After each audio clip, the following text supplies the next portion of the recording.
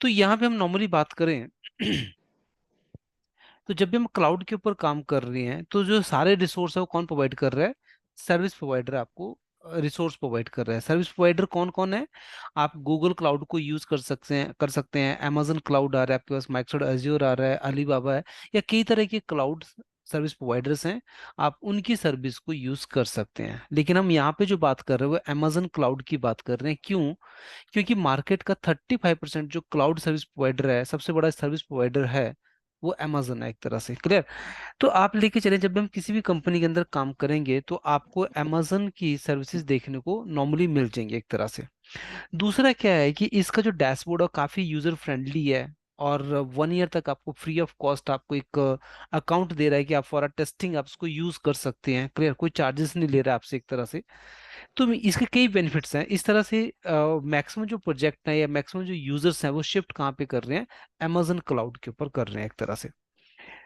तो मैंने कल ये दिखाने की ट्राई की थी कि आपका इंफ्रा, इंफ्रा का मतलब आपने जो कोर्स किए हैं, लाइक एमसीएस से किया, सर्वर का कोर्स किया, ठीक है, या आपने सीसीएनए किया, सीसीएनपी किया, ये जो मैक्सिमम कोर्सेज हैं ये फिजिकली हार्डवेयर के ऊपर हम इन कोर्सेज को यूज करते हैं एक तरह से। लेकिन आज की डेट में मैंने आपको बताया कि आज की डेट में हम कोई फायरवॉल भी यूज कर रहे हैं तो हम सिस्को मिराकी जैसी फायरवॉल को यूज कर रहे हैं। और वो किस टाइप की सर्विस प्रोवाइड कर रहा है? हमें क्लाउड बेस्ड फायरवॉल प्रोवाइड कर रहा है। तो आपको ये समझना पड़ेगा, यदि आपके सारे रिसोर्स क्लाउड के ऊपर हैं, क्लियर, यदि सारे रिसोर्स क्लाउड के ऊपर हैं आपके, तो आपको जो भी आपकी फायरवॉल्स हैं या आपके जो भी स्टोरेज है, आपके वेब सर्वर्स लगे हैं, मेल सर्वर्स हैं, या कुछ भी लगा हुआ है आपका, वो हर चीज क्लाउड के ऊपर है। तो उसको सिक्योरिटी देने के लिए भी हम क्लाउड बेस्ड फायरवॉल को वहां पे यूज कर रहे हैं एक तरह से। क्लियर? दूसरा, यहाँ पे हम देखें, जब भी हम क्लाउड के ऊपर काम करते हैं तो क्लाउड के अंदर कई टाइप की सर्विसेज आती हैं, लेकिन जो हम कोर्स कर रहे हैं उस इसका मतलब ये नहीं कि हम हर टाइप की सर्विस के अंदर काम करेंगे। जो क्लाउड है वो तो हर टाइप की सर्विस प्रोवाइड कर रहा है, आपको ब्लॉकचेन प्रोवाइड कर रहा है, क्लाउड फाइनेंशियल प्रोवाइड कर रहा है, या इसके अलावा और एप्लीकेशन इंटीग्रेशन डेवलपमेंट का हर टाइप का जो काम है वो क्लाउड के ऊपर होता है एक तरह से। लेकिन हम इसमें क्या कर रहे हैं?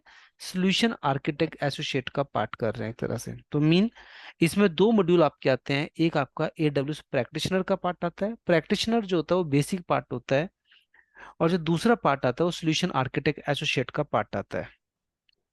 तो मैं यहाँ पर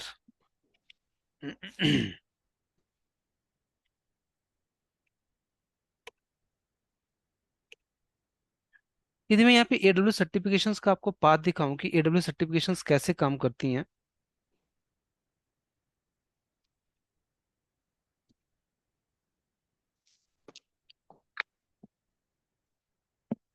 तो आप लेके चलें, जो फर्स्ट पार्ट आ रहा है वो कौन सा आ रहा है? क्लाउड प्रैक्टिशनर्स का पार्ट आ रहा है एक तरह से। क्लाउड प्रैक्टिशनर्स मीन इसके अंदर फाउंडेशन है, मीन इसके अंदर बहुत ज्यादा प्रैक्टिकली कुछ होता नहीं है, लेकिन आपको क्लाउड के बेसिक्स आपको क्लियर होने चाहिए।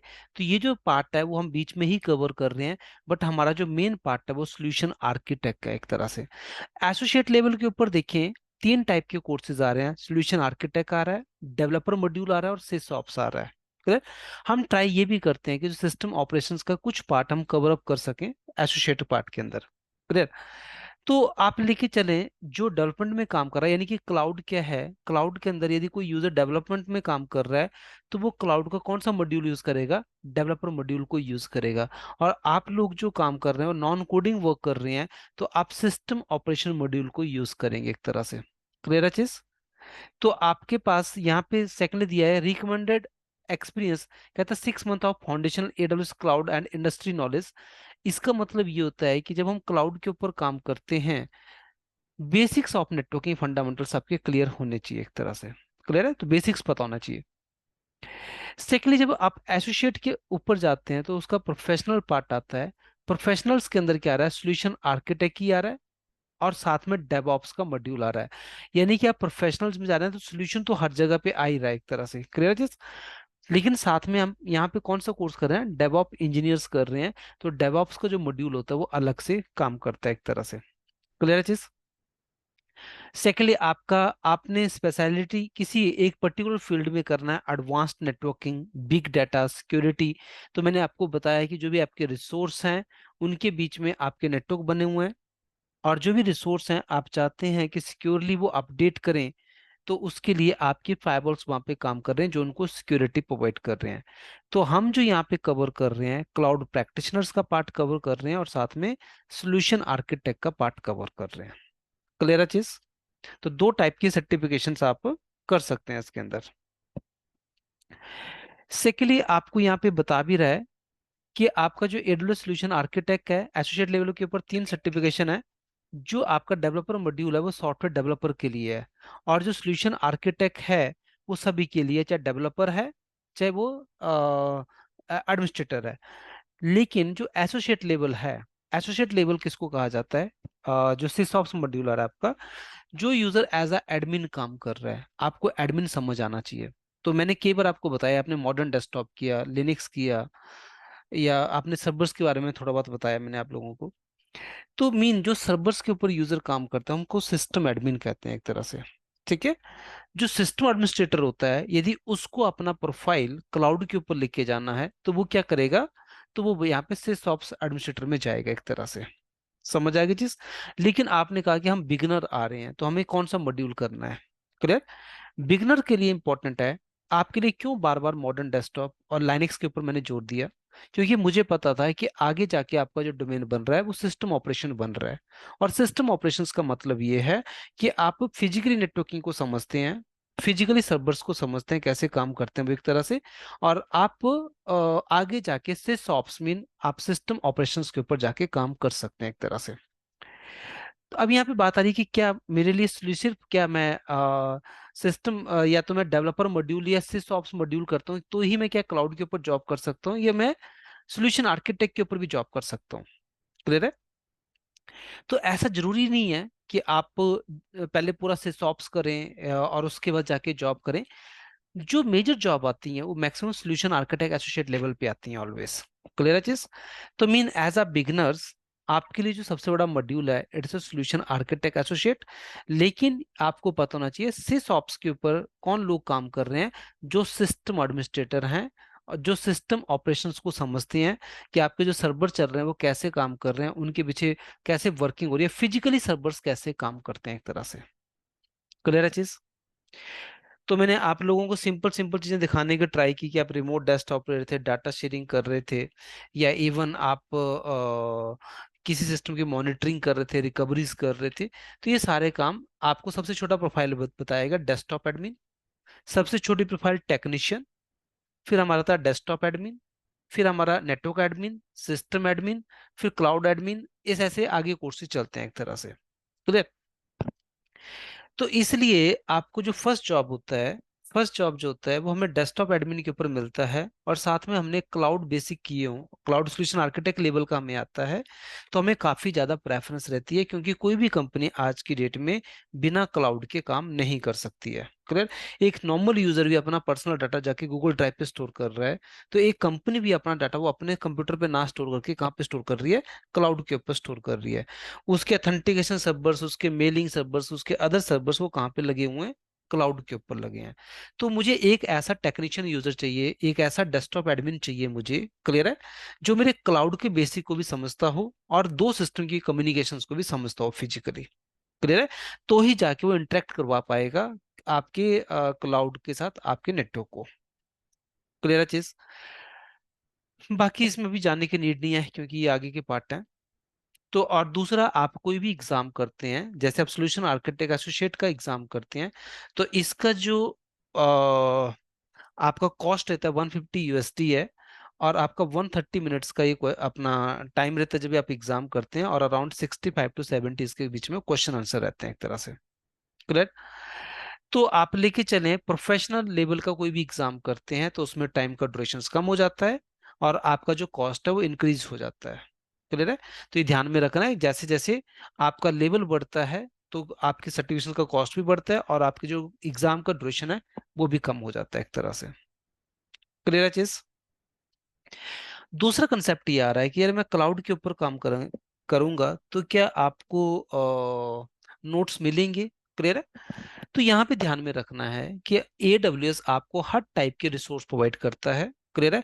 आपको जिस टाइप के रिसोर्स, जिस टाइप के डॉक्यूमेंटेशन, जिस टाइप का आपको पीपीटी नोट्स, आपको हर चीज कौन प्रोवाइड कर रहा है?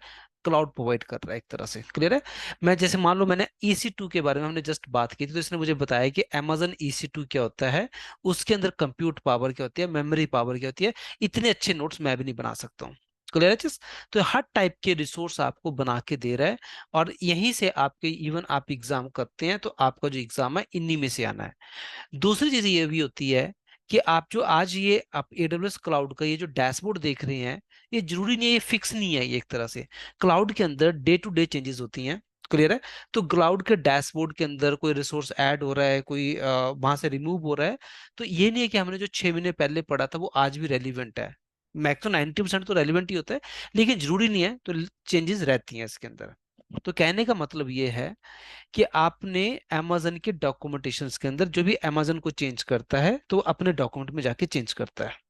क्लियर है? तो इसके जो डॉक्यूमेंट्स हैं वो रेलिवेंट हैं उस डेट से जिस डेट को आप उसको देख रहे हैं, एक तरह से। समझ आ गई चीज? तो मीन यहाँ पे आपने जिस टाइप का डॉक्यूमेंट चाहिए आपको, जिस टाइप के नोट्स चाहिए आपको, उस टाइप के नोट्स आपको बहुत इजी लैंग्वेज के अंदर और अच्छे वे में आपको दिखा रहा है। अब सेकंड ऑप्शन ये आ रहा है कि क्या मैं बिना गाइड के इस कोर्स को कर सकता हूँ? क्लियर है? तो नो डाउट आप कर सकते हैं, लेकिन उसके अंदर क्या होता है, उसमें क्या होता है कि आप बेसिक चीजें समझ सकते हैं, कि जैसे स्टार्टिंग स्टार्टिंग के अंदर आपने कुछ एक वीडियोस देखी किसी की, तो स्टार्टिंग के अंदर छोटा मोटा काम कर सकते हैं, लेकिन जैसी चीजें आगे जाकर टेक्निकल होंगी तो हमें चीजें लिंक नहीं करनी आएंगी, एक तरह से हमें एक्चुअली कंसेप्ट नहीं समझ आएगा कि कैसे इनको यूज करना है, एक तरह से। क्लियर है? तो कहने का मतलब ये है कि इसमें एक गाइड की सपोर्ट भी साथ में चाहिए, डॉक्यूमेंटेशन भी चाहिए हमें एक तरह से, हमें एग्जाम के पैटर्न को भी समझना है और सर्टिफिकेशंस को भी समझना है कैसे काम कर रहा है। इन सभी को हम मिला रहे हैं, तो साथ में हमें एक जॉब भी देखना है कि हम इस टाइप की प्रोफाइल के ऊपर जॉब भी देख सकें, एक तरह से। क्लियर है चीज? तो मीन यहाँ पे हम देखें तो आप यहाँ पे लेके चलें, amazon की मैंने आपको बताया कई टाइप की सर्विसेज आती हैं, आप जो भी सर्विस, आप जिस टाइप का कोर्स कर रहे हैं उस टाइप की सर्विसेज के ऊपर आप काम कर सकते हैं। क्लियर? अब दूसरा, आपने क्या करना है, जब भी हम क्लाउड के ऊपर काम कर रहे हैं तो क्लाउड के अंदर आपने एक अकाउंट बनाना है। जैसे आप अकाउंट बनाते हैं तो आपको एक यूनिक अकाउंट आईडी मिलती है। इस आईडी का यूज हमें बहुत जगह पे जरूरत पड़ती है, इस आईडी की। क्लियर है? अब जैसे ये आपका अकाउंट बना हुआ है, इस मेल के ऊपर ये अकाउंट बना हुआ है, और इस अकाउंट का आईडी मुझे ये कुछ दिखा रहा है। क्लियर? इसके अलावा मुझे अकाउंट के अंदर कितना मेरा बिल जनरेट हो रहा है, तो मुझे बिलिंग देखना है कि मेरे क्लाउड के ऊपर कितना बिल जनरेट हो रहा है, जब भी मैं रिसोर्स यूज कर रहा हूँ तो उसकी बिलिंग कॉस्ट मैं देख सकता हूँ। और आप लेके चलें, यहाँ पे जो कॉस्ट होती है वो काफी कम पड़ती है हमें, लेकिन वो हमारे यूज के ऊपर डिपेंड करता है कि हम क्या यूज कर रहे हैं। क्लियर है? जून के अंदर हम इसको यूज कर रहे हैं और आपका 0.10 सेंट आपका जो कॉस्ट अभी तक बन रखा है इसके अंदर, तो अभी कोई कॉस्ट नहीं है। लेकिन आपका कॉस्ट किस चीज का बना है, यदि वो चीज भी मुझे देखनी है, तो ये मुझे दिखा रहा है कि आप EC2 के अंदर जाके चेक करें कि आपके EC2 यहाँ पे काम कर रहे हैं। आप EC2 यानी कि आपकी मशीन्स बनी हुई हैं, आप उन मशीन को यूज कर रहे हैं, उनके बिल आपके यहाँ पे जनरेट हुए हैं, एक तरह से। तो मैंने यहाँ पे बिल पे क्लिक किया, यहाँ पे मुझे बिल का स्टेटस पेंडिंग दिखा रहा है, या भी न्यू मंथ का है, तो आपने बैकडेट का देखना है तो आप प्रीवियस मंथ का देख सकते हैं बिल। एंड सेकेंडली, आपको जो अभी तो कोई चार्जेस नहीं है इस मंथ के अंदर, यदि मैं लास्ट मंथ देखूं इसके अंदर, जून 24 के अंदर देखें, उसमें भी कोई खास बिल नहीं है हमारा। तो आप लेके चलें, लेकिन बिल किस चीज का बना है तो वो मुझे यहाँ पे पता चल रहा है कि आपने इलास्टिक कंप्यूट क्लाउड को यूज किया, नॉर्थ वर्जीनिया के अंदर आपकी मशीन बनी हुई है, और जब वहां पर आपकी लिनक्स यूनिक्स आप, और यहाँ पे सबसे इंपॉर्टेंट चीज कि जब भी आप AWS के अकाउंट को यूज कर रहे हैं तो आपको लग रहा है ये फ्री है, बट ये फ्री नहीं है, एक्चुअली इसका बिल जनरेट हो रहा है बैकएंड के अंदर। क्लियर है चीज? अब आपको ध्यान में रखना होता है कि आप जो भी EC2 मशीन बना रहे हैं, उस मशीन को आपको 750 आवर्स के लिए आपको फ्री ऑफ कॉस्ट मिली है, लेकिन आप उस मशीन को बंद ही नहीं कर रहे हैं, तो क्या हो रहा है, आपका टाइम यूज हो रहा है, एक तरह से। तो ये मुझे बता रहा है कि आपकी जो मशीन है वो इतने आवर्स चल चुकी है, एक तरह से। आपकी विंडो की मशीन इतने घंटे चल चुकी है, लाइनक्स की मशीन इतने घंटे चल चुकी है। तो आगे जाके ये क्या करेगा, जो अकाउंट 1 ईयर चल सकता था वो अकाउंट आपका 3 मंथ के अंदर ही एक्सपायर हो जाएगा एक तरह से। लेकिन फिर भी आप 3 मंथ तक आपको ये अकाउंट मिलेगा। कोई डाउट इसमें?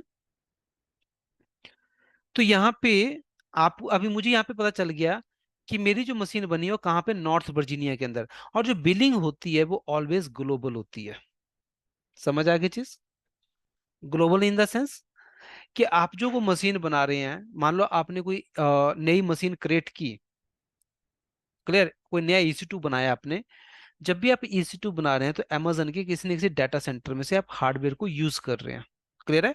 तो आप ये मुझे यहाँ पे दिखा रहा है कि आपकी जो विंडो की मशीन है या लाइनक्स की मशीन है वो कहाँ पे बनी है, आपके नॉर्थ वर्जीनिया डाटा सेंटर में बनी है एक तरह से।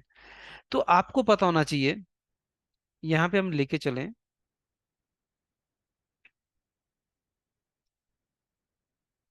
यहाँ पे लेके चलें आपकी ये जो मशीन बनी हुई है, अभी तो मशीन बंद है हमारी, कहाँ पे बनी है, नॉर्थ वर्जीनिया के अंदर बनी हुई है एक तरह से।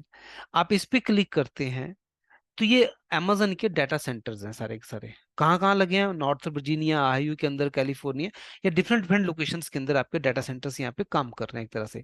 इवन इंडिया के अंदर हम देखें तो आपका मुंबई के अंदर, हैदराबाद के अंदर और आपका कानपुर के अंदर एक नया डाटा सेंटर बन रहा है।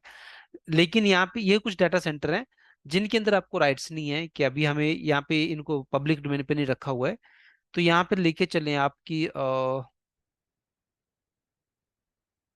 हांगकॉन्ग।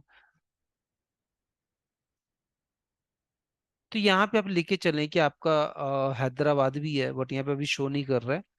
तो आप लेके जाए, इंडिया के अंदर 3 डाटा सेंटर है इनके, एक आपका मुंबई के अंदर है, एक आपका हैदराबाद में है, और जो तीसरा डाटा सेंटर वो कानपुर में बन रहा है, वो अभी वर्किंग नहीं है एक तरह से। डाटा सेंटर समझ पा रहे हैं आप लोग? डाटा सेंटर मीन जहाँ पे हम एक बहुत बड़ा हार्डवेयर, जहाँ पे जो भी आप वर्चुअली लैपटॉप ले रहे हैं तो हार्डवेयर कहीं ना कहीं से कंज्यूम हो रहा है एक तरह से, जहां से आपको हार्डवेयर मिल रहा है। तो जहां पे इसने हार्डवेयर रखा है वो उसका क्या है, डाटा सेंटर है एक तरह से। समझ आ गई चीज? दूसरा, जब भी हम क्लाउड के ऊपर काम करते हैं तो क्लाउड के अंदर आपके पास यहाँ पे आपने ध्यान में रखना है कि आपने एक ही रीजन्स के अंदर काम करना है। आपने ये नहीं कि एक मशीन आपने नॉर्थ वर्जीनिया बना ली, दूसरी मुंबई में बना ली, ऐसा नहीं करना आपने। केवल क्या होता है कि हम काम कर रहे हैं दूसरे रीजन्स के अंदर और आपकी मशीन बनी है दूसरे के अंदर, तो वो मशीन चल रही है आपको पता ही नहीं है। तो हमें ध्यान में रखना है कि हम एक ही डाटा सेंटर को यूज करें। और यदि दूसरे डाटा सेंटर में काम करना भी है तो पहले डाटा सेंटर के अंदर जो भी रिसोर्स बने उन सभी को रिमूव करें आप एक तरह से। क्लियर है चीज? दूसरा पार्ट यहाँ पे क्या आ रहा है, जैसे मैंने इंस्टांस पे क्लिक किया तो यहाँ पे amazon के अंदर हम वर्चुअल हार्डवेयर के ऊपर जो भी हमारी मशीन होती है या जो भी हम ऑपरेटिंग सिस्टम इंस्टॉल करते हैं, उस टाइप की मशीन को इसकी लैंग्वेज के अंदर हम क्या बोलते हैं, इंस्टांस बोलते हैं। लेकिन इसी चीज को हम यदि माइक्रोसॉफ्ट अज्योर के ऊपर यूज कर रहे थे तो हम इसको क्या बोलेंगे, वर्चुअल मशीन बोलेंगे एक तरह से। समझ आ गई चीज? तो यहाँ पे आपने कोई भी मशीन क्रिएट करनी है तो यहाँ पे आपके पास बटन आ रहा है लॉन्च इंस्टांस, आप इस पे क्लिक कर रहे हैं। जैसे लॉन्च इंस्टांस के ऊपर गए आप तो यहाँ पे आपके पास ऑप्शन आया लॉन्च एन इंस्टांस। आप यहाँ पे कोई भी टैग नेम दे सकते हैं, जैसे आप विंडो सर्वर बना रहे हैं तो आपने यहाँ पे नाम दे दिया विंडो सर्वर। क्लियर है? विंडो सर्वर्स के अंदर, विंडो सर्वर्स के अंदर आपने यहाँ पे आपको क्या बता रहा है, secondly application and OS images. इसका मतलब क्या हुआ, ये माइक्रोसॉफ्ट का एक दुकान है जहाँ पे इसने हर टाइप के इमेजेस रखी हुई हैं एक तरह से। क्लियर है? इमेज क्या होता है, इमेज होता है कि जैसे मान लो मेरा सिस्टम चल रहा है, मैं इसका एक गोस्ट बना के रख लेता हूँ, इसकी एक इमेज बना के रख लेता हूँ। इसी टाइप के मेरे पास और 10 कंप्यूटर हैं, यदि मुझे उन सभी के ऊपर ये विंडो इंस्टॉल करनी है, उसके ऊपर सारे सॉफ्टवेयर इंस्टॉल करने हैं, तो मैं चाहता हूँ कि एक कंप्यूटर की इमेज बना लो और इसी इमेज को बाकी कंप्यूटर के ऊपर कॉपी कर दो जाके। तो जो कुछ इस इमेज में पड़ा था, जो सॉफ्टवेयर इसमें इंस्टॉल थे, वो दूसरे कंप्यूटर के ऊपर भी आपको सेम एज इट इज मिल जाएंगे एक तरह से। इसी तरह से amazon ने भी क्या किया हुआ, अपनी एक इमेज बना के हर टाइप के ऑपरेटिंग सिस्टम की एक इमेज बना के यहाँ पे रखी है। जिस टाइप की आपको इमेज चाहिए आप यहाँ पे यूज कर सकते हैं। किस टाइप की इमेज, आपको amazon का लाइनेक्स ऑपरेटिंग सिस्टम चाहिए, आपको मैक चाहिए, अबंटू चाहिए, विंडो, रेड हैट, ये दुनिया जान के ऑपरेटिंग सिस्टम से आपको जो भी चाहिए आप यहाँ से यूज कर सकते हैं एक तरह से। क्लियर है? यदि मैं विंडो यूज कर रहा हूँ तो आप विंडो पे क्लिक करें। अब विंडो के अंदर आपने कौन सा सर्वर यूज करना है, तो विंडोज के अंदर आपको कह रहा है माइक्रोसॉफ्ट विंडो सर्वर 2022 यूज करना है आपने, या इसके अलावा आपके पास ऑप्शन आ रही है सर्वर 19 चाहिए, आपको 19 कोर चाहिए, या आपको 22 विद SQL सर्वर चाहिए। तो यानी कि इसने क्या किया है, यदि मैं SQL की बात करूं तो इसने सर्वर 22 इंस्टॉल किया हुआ है और उसके ऊपर SQL सर्वर को इंस्टॉल किया हुआ है। तो आपको इस टाइप के सर्वर्स के ऊपर एसक्यूएल इंस्टॉल करने की नीड नहीं है, क्योंकि वो ऑलरेडी उस इमेज के ऊपर इंस्टॉल्ड है एक तरह से। समझ आ गई चीज? और जो कोर सर्वर आपको दिखा रहा है ये आपका ग्राफिकल नहीं है, ये सिर्फ आपका CLI से ही चलेगा एक तरह से। तो हम यहाँ पे क्या यूज कर रहे हैं, मालूम है 22 यूज कर लेते, तो मैं 22 बेस यहाँ पे यूज कर लिया एक तरह से। इसके अलावा अब आपने क्या करना है, इंस्टांस का टाइप, ये हम टाइप कल पढ़ेंगे, आज मैं बात नहीं कर रहा हूँ इंस्टांस के ऊपर। इंस्टांस टाइप एक इंपॉर्टेंट पार्ट है कि इंस्टांस टाइप कैसे काम करते हैं हमारे। तो यहाँ पे आपको क्या दिखा रहा है कि आप T2 माइक्रो इंस्टांस की कई टाइप्स होती हैं, ठीक है। यानी कि आप जैसे मार्केट में जा रहे हैं, आपने कोई लैपटॉप परचेस करना है, तो आपको पता है कि एक ही कंपनी कई टाइप के लैपटॉप बना रही है। क्लियर है? कोई गेमिंग लैपटॉप है, कोई नॉर्मल लैपटॉप है, कोई हाईली ग्राफिक्स लैपटॉप है, डिफरेंट डिफरेंट टाइप के लैपटॉप्स हैं आपके पास। क्लियर है? कोई i5 है, कोई i3 है, सेम कंसेप्ट यहाँ पे भी आ रहा है। यानी कि जो आपने वर्चुअल हार्डवेयर लेना है, तो वर्चुअल हार्डवेयर के ऊपर आपको जो मशीन आपको चाहिए उसके अंदर आपको हार्डवेयर क्या चाहिए वो आपको प्रोवाइड कर रहा है। एक मिनट होल्ड करना।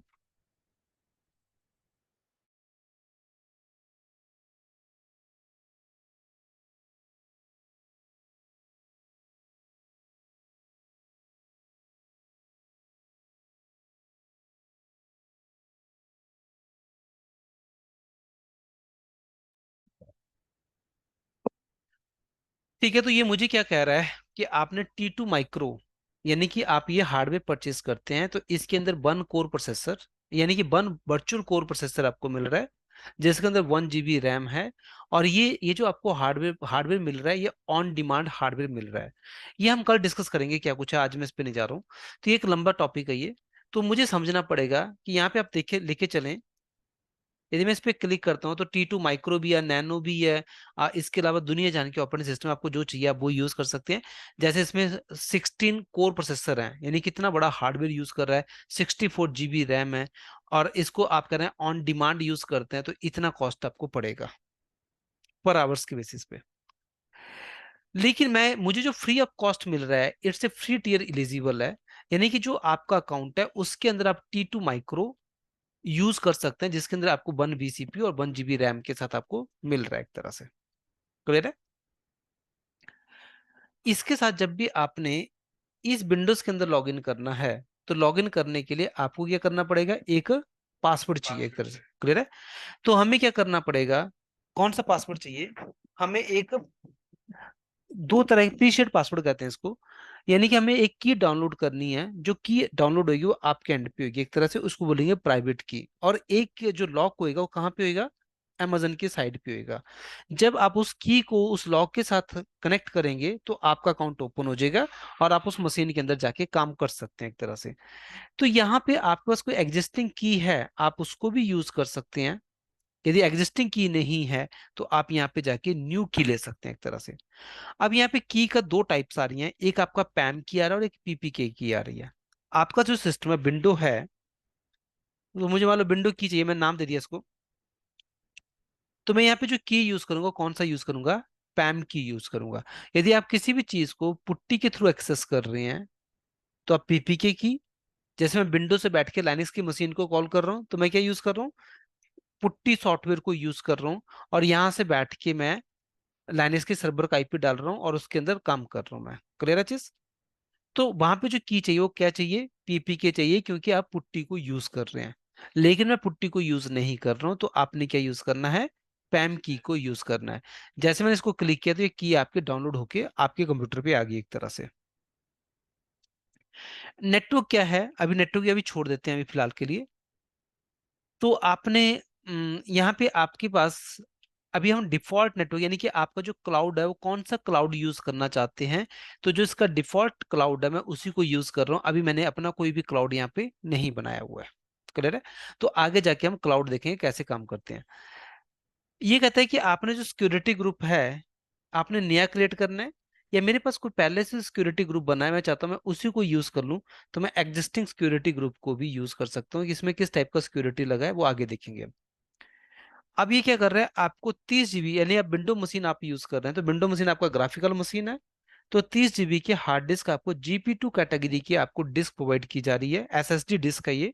30 GB आपको हार्ड डिस्क दे रहा है फ्री ऑफ कॉस्ट, जिसके ऊपर आप अपना ऑपरेटिंग सिस्टम इंस्टॉल कर सकते हैं। और इसके बाद आप क्या क्लिक करें, लॉन्च इंस्टेंस, और इस मशीन को आप लॉन्च करते हैं। समझ आया कुछ?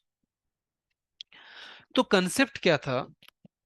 अब आपने कहा, जैसे मैं इस डॉक्यूमेंट के ऊपर चलूं, तो मुझे कह रहा है कि EC2 क्या provides on demand scalable computing capacity in the Amazon web service using EC2 reduce hardware costs so you can develop and deploy application faster। तो ये मुझे क्या बता रहा है, कहता है कि आप Amazon EC2 को यूज करते हैं, आप फिजिकली इंफ्रा को यूज नहीं करते हैं आप, तो बहुत कम कॉस्ट के ऊपर यह आपको हार्डवेयर प्रोवाइड कर रहा है, और उस हार्डवेयर के ऊपर आप किसी भी टाइप की एप्लीकेशन के डेवलपमेंट और डिप्लॉयमेंट कर सकते हैं आप एक तरह से। क्लियर है? आपका कोई वेबसाइट चल रहा है, आप कोई कोड कर रहे हैं, कुछ भी कर रहे हैं, तो ये आप क्या कर सकते हैं, वर्चुअल हार्डवेयर के ऊपर सारा काम कर सकते हैं।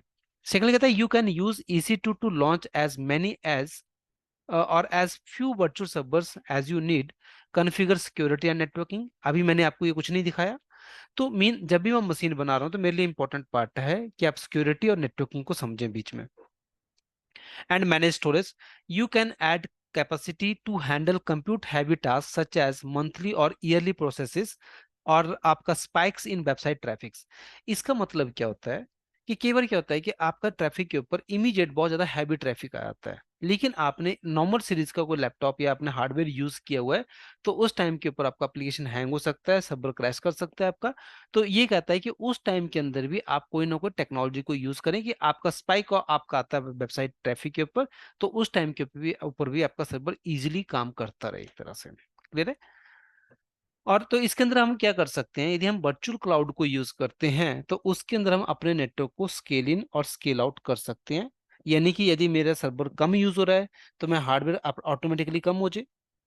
यदि मैं कोई बहुत हैवी गेम खेल रहा हूँ या कोई मेरा कोई हैवी सॉफ्टवेयर चल रहा है और मुझे उसमें बहुत ज़्यादा CPU रैम चाहिए, तो मेरी रिक्वायरमेंट के हिसाब से वो ऑटोमेटिकली हाई हो जाए एक तरह से। समझ आ गई?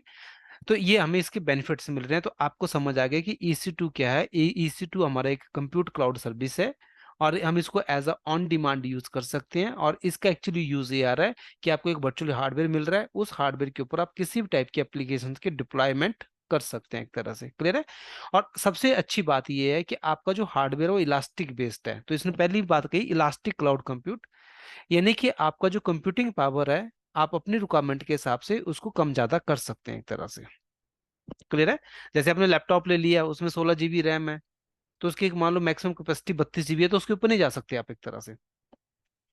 लेकिन यहाँ पे मेरे यूज के हिसाब से मैं हार्डवेयर को यूज कर रहा हूँ, तो इसलिए मुझे काफी कम कॉस्ट यहाँ पे पड़ रहा है एक तरह से। कोई डाउट्स में? सेकेंडली, चलिए पहले मैं मशीन ऑन कर लेता हूँ।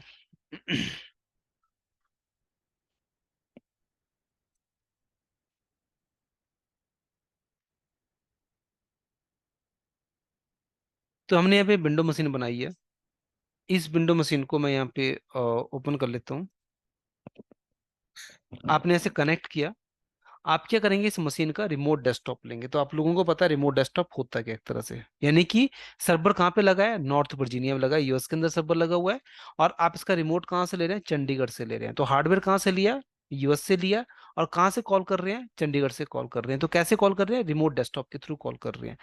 तो आपने RDP क्लाइंट पे क्लिक करना है। यहाँ पे गेट पासवर्ड, जो की आपके एंड पे डाउनलोड है उस की से आप उस की को यहाँ पे अपलोड करेंगे। विन की हमने नाम दिया था। ये क्या है, इनक्रिप्टेड पासवर्ड है। जैसे मैं इसको क्लिक करूंगा तो ये पासवर्ड को डिकोड करेगा और आपको एक की प्रोवाइड करेगा। अब इस की के साथ आप अपने सिस्टम के अंदर लॉग इन कर सकते हैं एक तरह से। तो ये मैंने रिमोट डेस्कटॉप लिया सिस्टम का। और यहाँ पे मैं इसका पासवर्ड डाल रहा हूँ एक तरह से।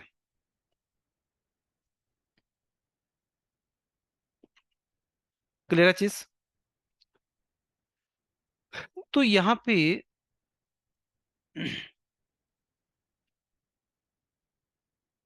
ये आपको समझ आया EC2 इंस्टांस क्या होता है? ये हमारा इंस्टांस है, इसमें क्या है, कंप्यूट मीन CPU है, रैम है, नेटवर्क है यानी कितनी स्पीड आ रही है, और आपका डिस्क है इसके अंदर, ठीक है।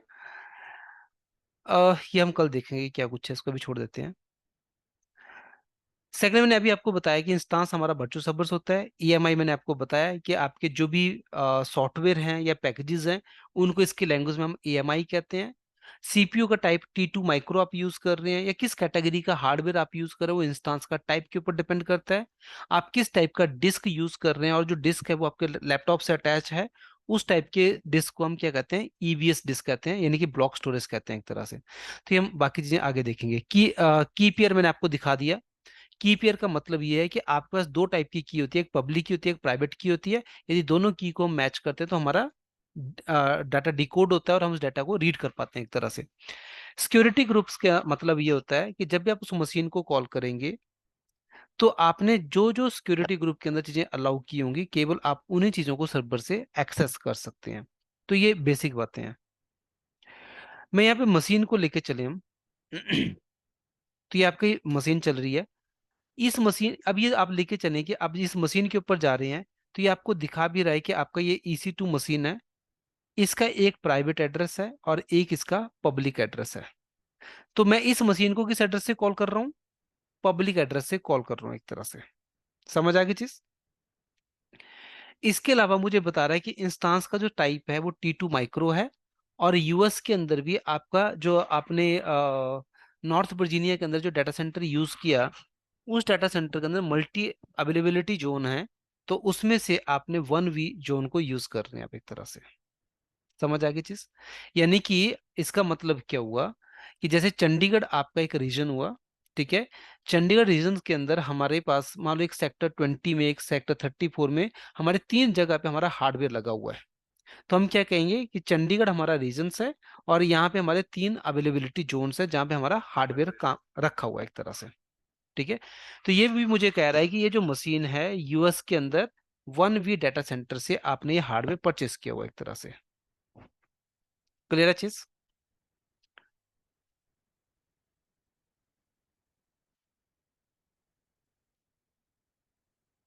ई सर्वर्स के अंदर आपने किसी भी टाइप का रोल ऐड करना है। मैं यहाँ पे नेक्स्ट करता हूँ। जैसे मुझे वेबसाइट का होस्टिंग करना है इसके ऊपर, तो मैं क्या करूंगा, अपने सर्वर्स के अंदर वेब सर्वर के रोल को ऐड करूंगा। क्लियर? कहने का मतलब ये है कि जो भी आप फेसबुक का साइट या आप CNT की वेबसाइट को देख रहे हैं, वो साइट कहीं ना कहीं किसी न किसी कंप्यूटर के ऊपर चल रही है। तो उसके नीचे कौन काम कर रहा है? विंडो सर्वर काम कर रहा है। विंडो सर्वर्स के ऊपर हमने वेब सर्विस को ऑन किया, एक बटन को टिक किया, नेक्स्ट नेक्स्ट किया, तो ये सर्विस हमारे कंप्यूटर के ऊपर, हमारे सर्वर्स के ऊपर ये इंस्टॉल होगी एक तरह से। इंस्टॉल होने के बाद क्या है कि हमारे पास कोई वेबसाइट है, हम उस साइट के कोड को कहाँ पे होस्ट करेंगे? उस साइट के कोड को हम अपने सर्वर के ऊपर कॉपी करेंगे, और यहाँ से मेरा जो साइट है वो पब्लिक डोमेन के ऊपर चलना स्टार्ट हो जाएगी एक तरह से। क्लियर है चीज? अब मान के चलिए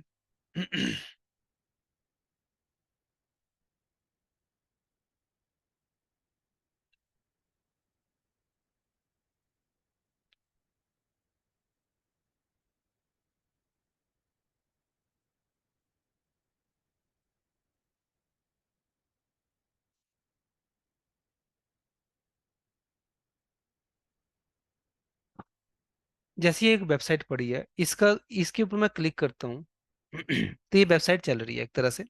लेकिन अब ये कहाँ से चल रही है? मेरे लोकल कंप्यूटर से चल रही है एक तरह से। क्लियर है? अब मैं चाहता हूँ ये साइट पूरा वर्ल्ड वाइड चले, यानी कि आपके मोबाइल के ऊपर, आपके लैपटॉप पे भी चले एक तरह से। क्लियर? तो मैं क्या करूंगा, इस साइट के कोड को कॉपी करूंगा यहाँ से, और अपने सर्वर के ऊपर इस कोड को रख दूंगा जाके।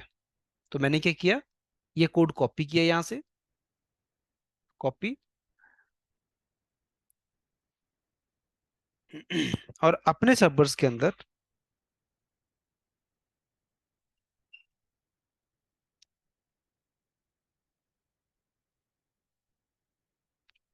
सी ड्राइव के अंदर जाना है आपने, और सी ड्राइव के अंदर आपने यहाँ पे एक आपके उस फोल्डर दिख रहा है इनिट पब, इस पे डबल क्लिक करना है आपने। इनिट पब के ऊपर www रूट, इस पे क्लिक करेंगे।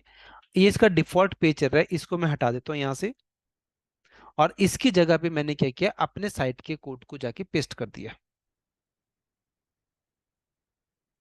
क्लियर है? अब आप लोगों ने क्या करना है, अब आप अपने कंप्यूटर के ऊपर भी इस साइट को रन कर सकते हैं। उसके लिए क्या करना पड़ेगा आपको, आपको मेरे सर्वर का पब्लिक आईपी पता होना चाहिए। तो कहाँ पे है, यहाँ पे मैंने इस मशीन को ओपन किया, मशीन पे किया मैं यहाँ पे, इस मशीन पे मैंने क्लिक किया, तो इसका एक पब्लिक आईपी है, मैंने इस पब्लिक आईपी पे क्लिक किया, मैं इसको चैट पे डाल रहा हूँ, आप जाके चेक कर लें।